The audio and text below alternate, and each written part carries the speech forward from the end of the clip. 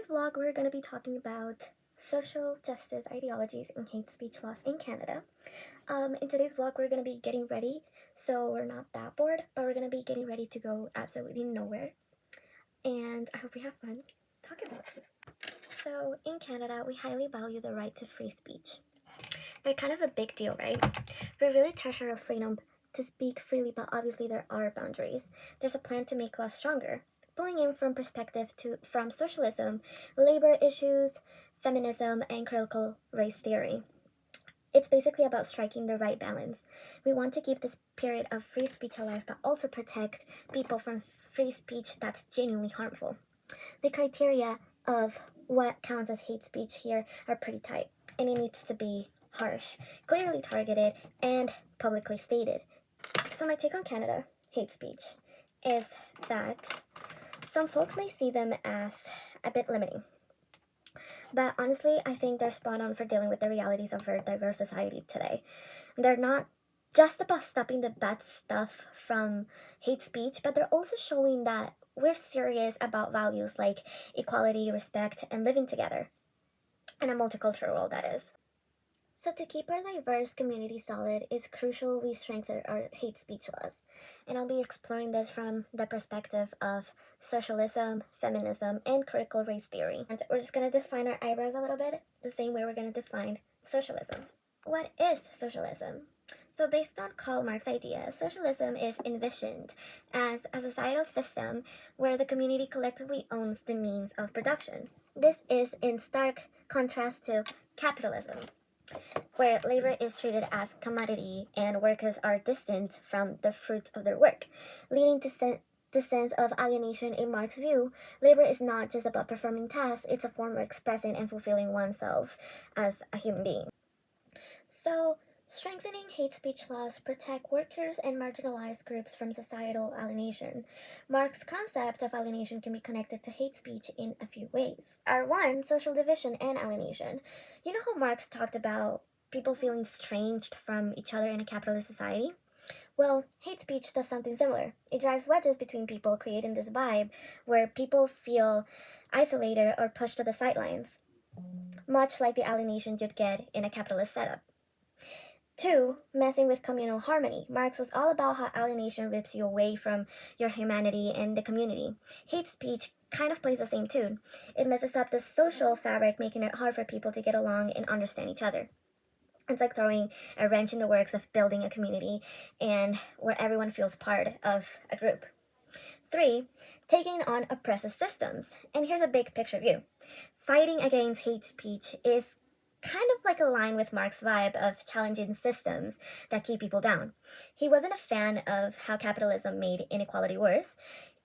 Similarly, hate speech often props up those same uneven social structures, picking up on groups that already have it tough in society. Course evidence, alienation, and social cohesion. Marx's concept of alienation under capitalism can be related to the societal impact of hate speech. He argues that under capitalism, individuals become alienated not only from the product of their labor, but also from each other. Additionally, freedom and capitalist hypocrisy. Marx criticizes the capitalist system for its hypocrisy regarding freedom, particularly the freedom of the bourgeoisie at the expense of the proletariat. In the context of hate speech, this criticism can be applied to the notion of free speech, often used to justify hate speech. Emphasize that in Canada, the freedom of expression must be balanced with the rights and freedoms of all citizens, especially marginalized groups. This reflects Marx's critique of freedom that serves only a privileged few. We're going to continue talking about rights, language, and community buildings. Marx's skepticism towards the language of rights, viewing it as alienated and divisive, can be paralleled with the discourse on hate speech. He argues that rights often pit individuals against each other, which is similar to how unregulated hate speech can create a hostile environment. Meaning, in strengthening hate speech laws, Canada is working towards a society that aligns more closely with Marx's ideals of a community where individuals are not dehumanized or alienated by oppressive, where the value created by workers is appropriated by capitalists, can be related to how marginalized voices are often appropriated or silence in public discourse. Hate speech can be seen as a tool that perpetuates this inequity. Advocate for hate speech laws as a means of redistributing the social value, ensuring that all members of society, particularly the marginalized, have a voice and are protected from the harmful effects of hate speech. Critical race theory as a critique of the conventional legal and approaches to civil rights, highlighting how systemic racism is entrenched in laws and in legal instructions. Critical race theory's perspective on hate speech, motivated, reinforces harmful racial constructs and stereotypes. It perpetuates the material effects of these constructs, such as discrimination and social inequality. Additionally, systemic racism in institutions. Critical race theory recognizes that systemic racism is embedded in societal institutions. Hate speech can be seen as both a product and a perpetuated of this systemic racism. The Dole experiment underscores the damaging psychological impact of systemic racism on individuals, particularly children. Similarly, hate speech can be significantly harm the self-perception and identity of those targeted, leading to feelings of inferiority and alienation. Lastly, counter-story and challenging dominant narratives. Critical race theory emphasizes the importance of counter-stories to challenge dominant racial narratives. Effective hate speech laws can enable those counter-story by providing a safe environment for marginalized voices to speak out against dominant oppressive narratives perpetuated through hate speech. This is all evident through the Dole experiment in hate speech impact. The Dole experiment by Thurgood Marshall and Kenneth Clark highlights the profound psychological impact of systemic racism on children's perception. This directly relates to hate speech, as it similarly can inflict deep psychological harm, especially on young and impressionable minds. Strengthening hate speech laws can help protect individuals, particularly children, from all the damaging effects of racially charged speech that devalues their identity. Additionally, systemic racism and institutional accountability. It recognizes that systemic racism pervades institutions, including legal system, and it underscores the need for hate speech laws. These laws can act as a mechanism to challenge and rectify institutional bias, which that racism is deeply ingrained in societal structures and that legal measures are necessary to combat its pervasive effects. Conclude our topic of critical race theory by saying that applying the principles of critical race theory, especially the insights from the Dole experiment and the understanding of systemic racism, supports the position that hate speech laws are crucial for combating racial prejudice and protecting vulnerable communities in Canada. These laws can be seen as necessary tools to address and rectify the deep-seated racial biases and injustices highlighted by critical race theory.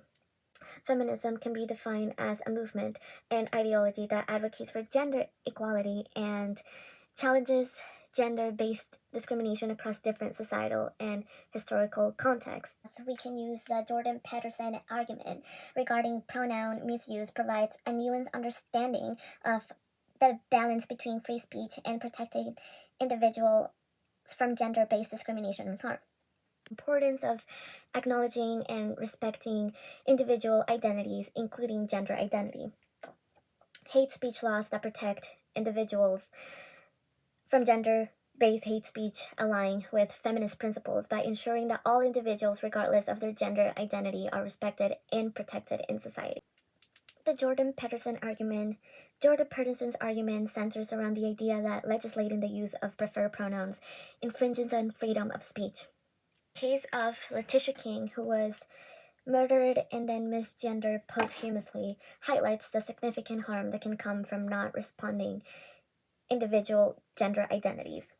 This case underscores the necessity of hate speech laws that protect gender expression and identity, as it demonstrates the real and sometimes tragic consequences of societal intolerance and ignorance regarding the gender issues.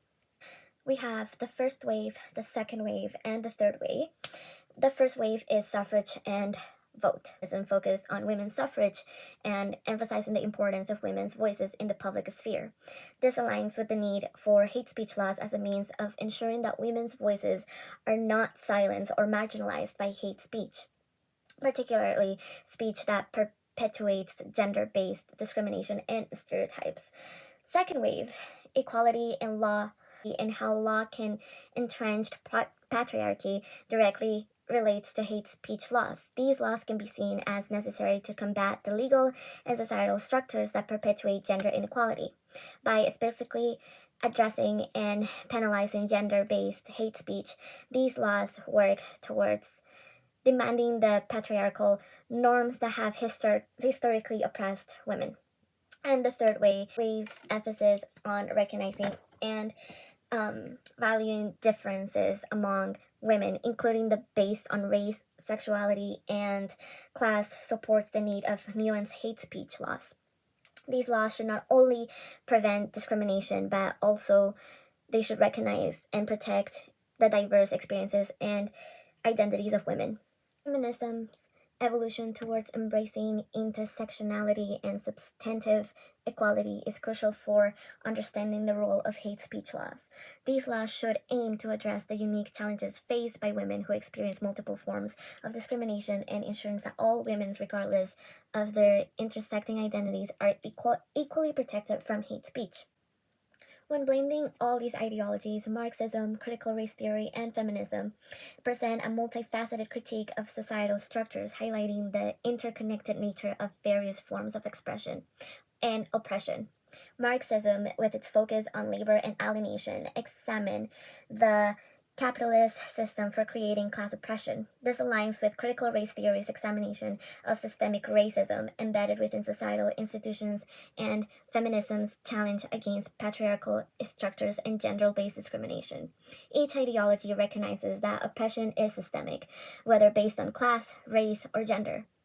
Marx's concept of alienation resonates with the marginalization themes in critical race theory and feminism, particularly regarding the social construction of race and gender and their material effects.